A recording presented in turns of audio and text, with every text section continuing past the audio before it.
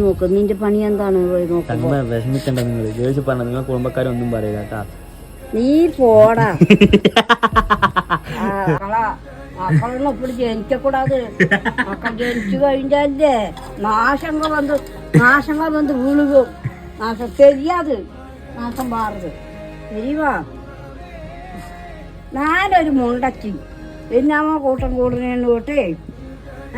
നല്ലവളാ ഞാന്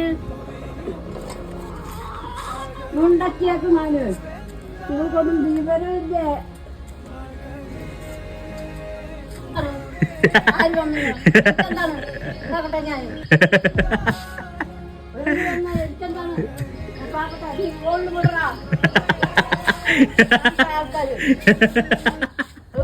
എനിക്കെന്താണ് ഇവിടെ ഫോണിൽ കൊടുക്കോ